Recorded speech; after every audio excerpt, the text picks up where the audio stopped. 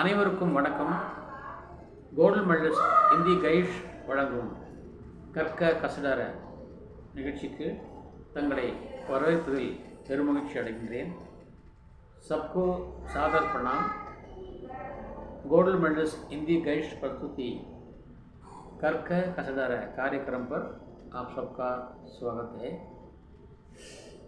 आज का कार्यक्रम भाषा विज्ञान. तो भाषा विज्ञान के अंतर्गत कुछ बातें हम आज विचार विमर्श करना चाहते हैं उसके बारे में.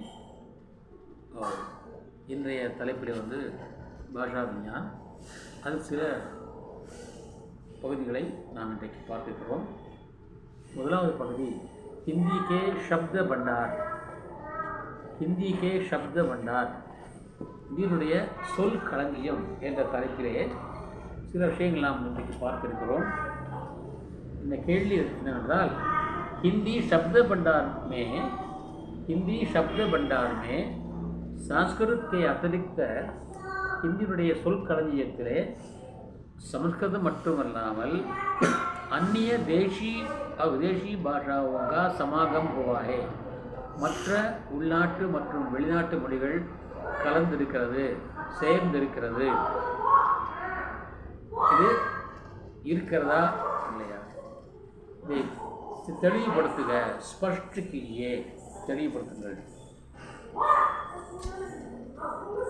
आमुख मुनुरे. शब्द समूह की दृष्टि से हर भाषा खिचड़ी होती है. சொல் சமூகம் என்ற பார்வையிலே பார்த்தோம் என்றால் எந்த ஒரு மொழியுமே தூய்மையான மொழியாக இருக்காது. மற்ற மொழிகள் கலந்த ஒரு கலவையாகத்தான் இருக்கும். உதாரணமாக ஆங்கிலத்தை எடுத்துக்கொண்டால் ஆங்கிலத்திலே வருகின்ற இந்த மெடிசன் மருந்து சம்மந்தப்பட்ட எல்லா வார்த்தைகளுமே ஹாஸ்பிட்டலு, மருந்து, ஆப்ரேஷன் அப்படின்னு எல்லா சொற்களுமே மேக்ஸிமம் லேட்டின் தான். ஆனால் நம்ம என்ன பண்ணுறோம், ஆங்கிலம் என்று படித்து கொண்டிருக்கிறோம். எந்த ஒரு மொழியும் பிற மொழி வார்த்தைகள் கலவாத மொழியே இல்லை என்று சொல்லலாம். ஆகவே அது எல்லா மொழிகளிலும் கலவை மொழிகள், அதாவது கிச்சடி பாஷா என்று சொல்வார்கள். हिंदी का भी यही हाल है. हिंदी निलमयम இதே போலத்தான். हिंदी के शब्द भंडार 4 भागों में विभाजित हैं.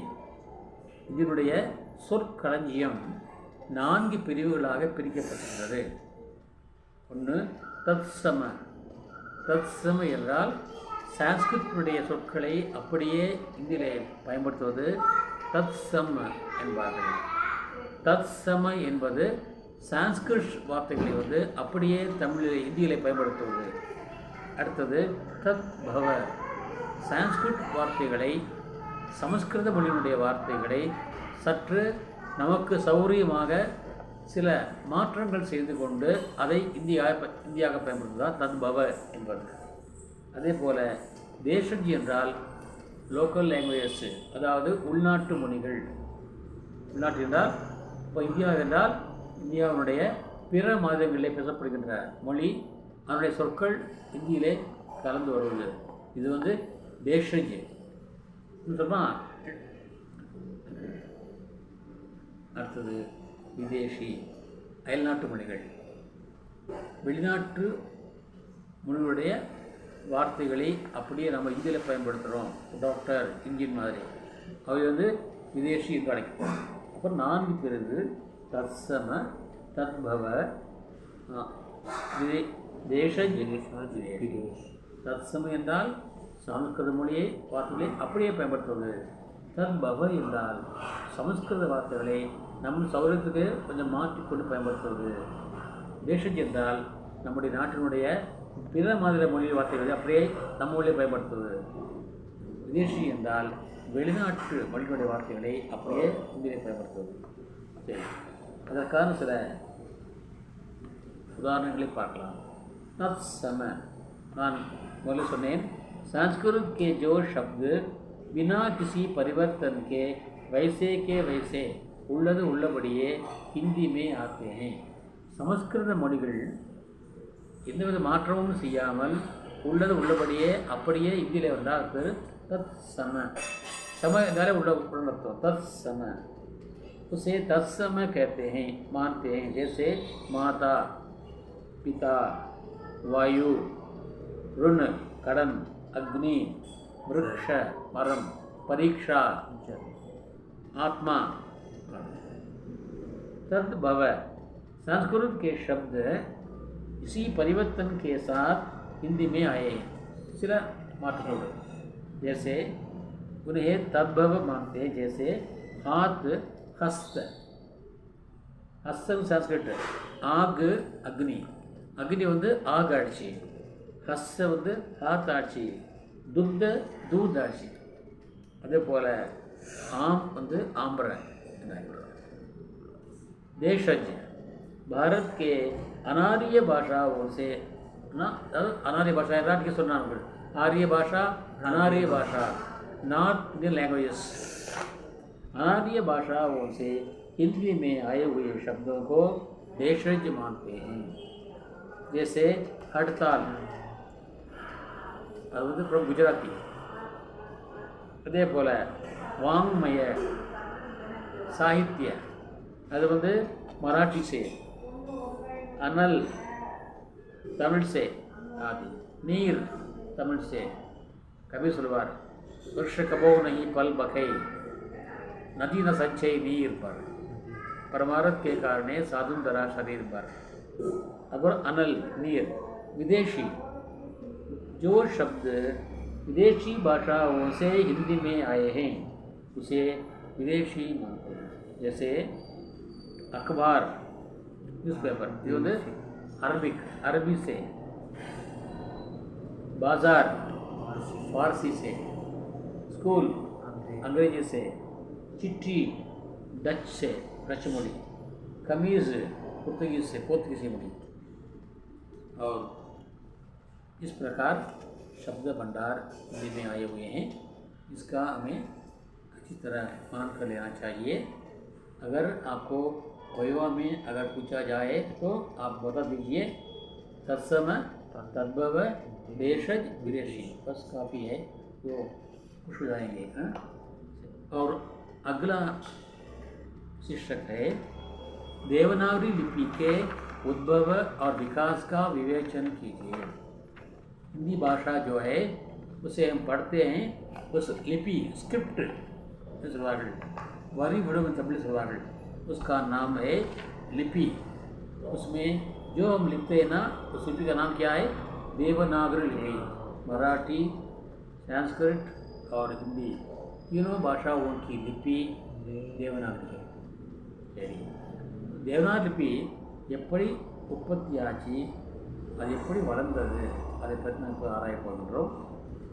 நமக்கு लिपि की उत्पत्ति का समय बताया नहीं जा सकता।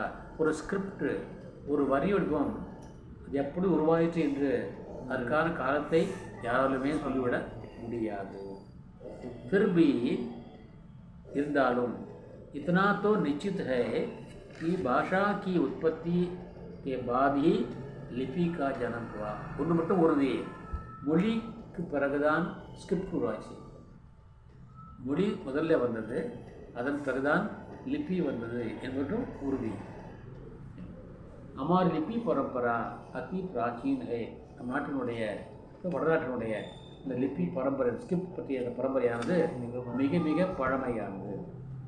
लिपि का विकास क्रम, அந்த ஸ்கிரிப்டுடைய வளர்ச்சி முறை। भारत में लिपि ஃபஸ்ட்டு வந்து பிராமி லிப்பி இருந்தது, கரோஸ்டி லிப்பி இருந்தது। முதல்ல இரண்டு வகையா ஸ்கிரிப்ட் இருந்தது, ஒன்று வந்து பிராமி, இன்னொன்று கரோக்ஷி। அடுத்தது உத்தரி சைலி, தக்ஷிணி சைலி। பிராமியனுடைய அது வந்து வடக்கு ஸ்டைலாக மாறுது, கரோக்ஷி வந்து தெற்கத்திய ஸ்டைலாக மாறிச்சு। உத்தரி சைலி, தக்ஷிணி சைலி। அடுத்தது மாற்றம் என்றால் நாம், கால்। மாற்றமடைந்த அந்த ஸ்கிரிப்டுடைய பெயரும் மாற்றமடைந்த காலமும்।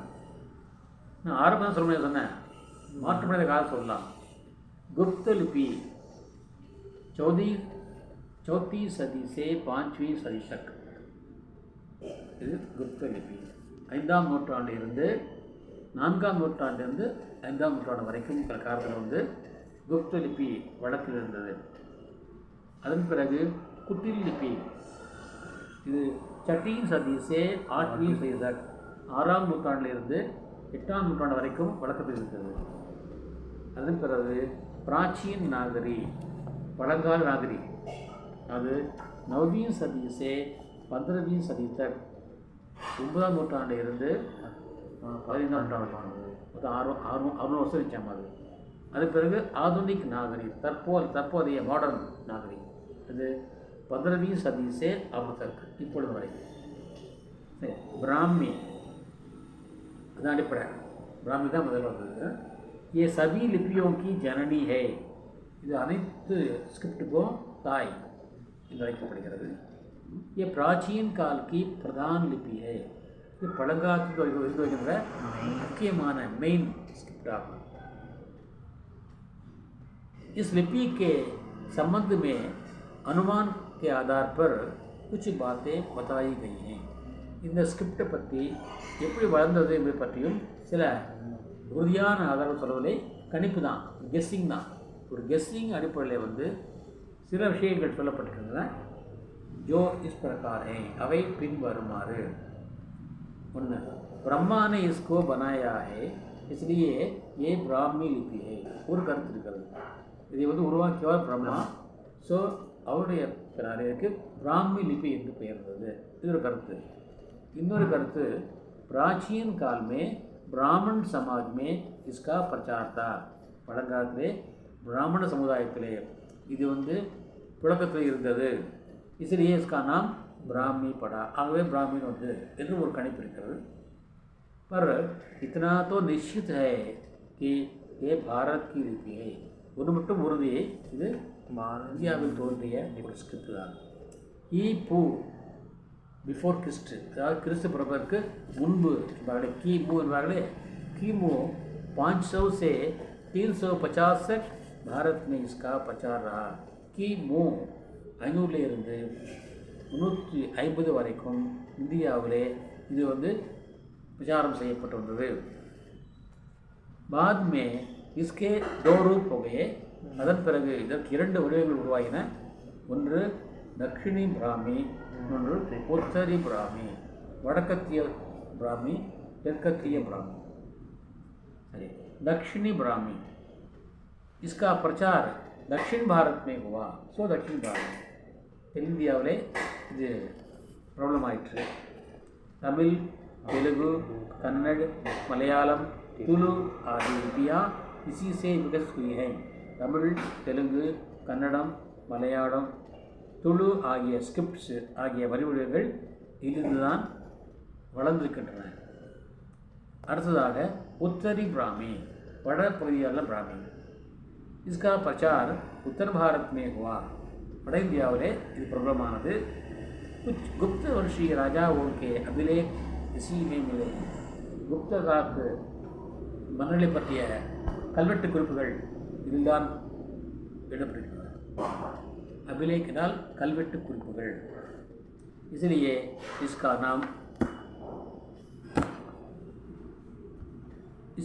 नाम गुप्त लिपि पड़ा. नागर लिपि, गुप्त लिपि 5वीं सदी तक प्रचलित रही. இந்த குப்த லிபி வந்து 5ஆம் நூற்றாண்டு வரைக்கும் வழக்கத்தில் இருந்தது. छठी सदी में इसका नाम कुटिल लिपि पड़ा. 6ஆம் நூற்றாண்டிலே இதற்கு பேர் மாறியது. அதன் பேர் வந்து குட்டில் லிபி என்றாயிற்று. குட்டில் லிபி से उत्तर भारत की लिपियाँ निकली. குட்டிலிருந்து தான் வந்து வட இந்திய ஸ்கிரிப்ட்ஸ் எல்லாம் வந்தன. 9वीं सदी के बाद इसका नाम नागरी लिपि पड़ा. 9ஆம் நூற்றாண்டில் இருந்து அதற்கு பிறகு இதற்கு வந்து नागरी என்று பெயர் மாற்றம் வைக்கப்பட்டது. दक्षिण में वो नंदी नागरी कहलाती है. தென்னிந்தியாவில் இது வந்து நந்தி நாகரி என்று அழைக்கப்படுகிறது. 15वीं सदा 16वीं सदी में आधुनिक नागर लिपि से गुजराती, राजस्थानी, मैथिली, असमिया, बंगला आदि लिपियों का विकास हुआ. 15ஆம் நூற்றாண்டில் மற்றும் 16ஆம் நூற்றாண்டிலிருந்து தற்போதைய இந்த நாகரிகத்திலிருந்து குஜராத்தி, ராஜஸ்தானி, மைத்திலி, அசமியா, பங்களா முதலிய ஸ்கிரிப்ட்ஸ் வந்து வளர்ச்சி அடைந்தது. देवनागरी लिपि ये ब्राह्मी लिपि का विकसित रूप है. இப்போ தான் பார்த்துட்டு இருக்கிறது இது பிராமி லிபியுடைய வளர்ந்த வடிவம். हिंदी में इसका प्रमुख स्थान है. இன்றைக்கு தான் மெயின் हिंदीக்கு मुख्य इடம் இப்போ தான் இருக்கிறது. देवनागरी लिपि इसके नामकरण की सार्थकता के बारे में विद्वानों में अनेक मतभेद हैं. देवनागरी लिपि ஏன் பேர் வந்துச்சு, இதுக்கு என்ன அர்த்தம் என்றால், பெயர் வைக்கும்போது அதுக்கு பொருள் இருக்கணும். பொருள்லாம் பேர் வைக்கக்கூடாது. சார்த்தகதா கேபாதமே இந்த அர்த்தம் ஏனாந்து வந்தது அதை பற்றி ஒவ்வொருத்தரும் ஒவ்வொரு கருத்து சொல்கிறார்கள். நிறைய மத்பேதை அதாவது கருத்து வேறுபாடுள்ளத அந்த கருத்து வேறுபாடு பின்வருமாறு जो इस प्रकार है. ये लिपि नागर ब्राह्मणों में प्रचलित थी. இந்த ஸ்கிரிப்ட் வந்து நாகர் என்று அழைக்கப்படுகின்ற பிராமணத்தில் வழக்கில் இருந்தது. இதிலேயே நாகரி நாம் படா, ஆகவே நாகரி என்று பெயர் வந்து ஒரு கருத்து. மற்றொரு கருத்து लिपि தேவ்நகர் காஷி மே பிரயுக்ததி, இதிலேயே ஏ நாம் படா, இந்த ஸ்கிரிப்டாவது தேவகுடி நகரமாகிய காசியிலே வழங்கி வந்தது. ஸோ என் பேர் வந்து தேவி என்று ஆயிற்று, தேவதாரி ஆயிற்று. சரி, சன்ஸ்கிருத் பாஷா தேவ பாஷா மானி ஜாத்தியே, சமஸ்கிருத மொழி வந்து தேவ மொழி என்று கருதப்படுகிறது. உஸ்கி லிபி நாகர் லிபி. ஸோ அவருடைய லிபி வந்து நாகர் லிபி தான். இஸ்லியே தேவநாகரி நாம் படா என்னும் சொல்லப்படுகிறது. இப்படி பலவாறு சொல்லப்படுகிறது. எதுக்குமே வந்து சரியான ஆதாரம் இல்லை, கிடையாது. எல்லாமே வந்து இதுதான், அதாவது அந்தாஸ் தான், கெஸ்ஸிங் தான். देवनागरी लिपि की विशेष சிறப்புகள் என்ன? ये सर्वथा वैज्ञानिक लिपि है. சயின்டிஃபிக்காக பார்த்தால் இது மிக பொருத்தமான ஒரு ஸ்கிரிப்ட். ये जैसे लिखी जाती है वैसे ही पढ़ी जाती है. இது எப்படி எழுதப்படுகிறதோ அப்படியே படிக்கப்படுகிறது. அதுதான் சொல்லப்போனால் இப்போது ஆங்கிலம் இருக்கிறது, நைஃப் என்ற வார்த்தை இருக்குது. எப்படி எழுதுவீங்க? ஸ்பெல்லிங் என்ன? KNIFE. ஆனால் சுருமனை சொல்கிறோம், கே விட்டுறோம், நைஃபுங்கிறோம். நைஃப்னு சொல்கிறோமா? நிட்டிங் மில் கே போடுறோம், கிட்டிங் மில் தான் படிக்கிறோம். என்ன படிக்கிறோம்? நிட்டிங் மில் படிக்கிறோம் இல்லையா? இப்போ நாடு NADU. சரி, எஜுகேஷன் நாடு NA தான் நாடு. ADU எடுக்கேஷன் படிக்கிறோம். என்ன படிக்கிறத? எஜுகேஷன் படிக்கிறோம். அப்போது எழுதுவது ஒன்று, உச்சரிப்பது வேறொன்று. இது அப்படி இல்லை, ஏதாவது அப்படி இல்லை. எப்படி எழுதுகிறோமோ அப்படியே படிக்கிறோம். எப்படி படிக்கிறோமோ எப்படி உச்சரிக்கிறோமோ அப்படியே எழுதுகிறோம். எழுத்து வேறு உச்சரிப்பு வேறு கிடையாது. கோயம்புத்தூர் சி போடுறோம், COI போடுறோம். அதே வந்து கதிருக்கு கே போடுறோம். ஏன் அப்படி? காதிக்கு கே போடுறோம், காதி KHADA போடுறோம். இதே கோயம்புத்தூருக்கு கே போடுறோம். ஏன் அப்படி? காஞ்சிபுரம் CAன்னு போடுறோம். இப்போ அந்த என்னது போ சந்திரனுக்கு சி போடுறோம், சந்திரசேகர் சீதான் போடுறோம். அப்போ அங்கே அங்கே சா அது. அதே காஞ்சிபுரத்தில் வந்து கா ஆயிடுது, கோயம்புத்தூருக்கு சி வந்து கா ஆயிடுது. அதுபோல் ஹிந்தியில் தேவநாகரி கிடையாது. और जैसे लिखी जाती है वैसे ही पढ़ी जाती है. इसमें स्वर व व्यंजन का अलग विभाजन है. இதில் உயிரெழுத்து உயிர்த்து என்று தனிப்பிரிவு இருக்கிறது. வவல்ஸ் அண்ட் கான்சனன்ட்ஸ் தனிப்பிரிவு இருக்கிறது.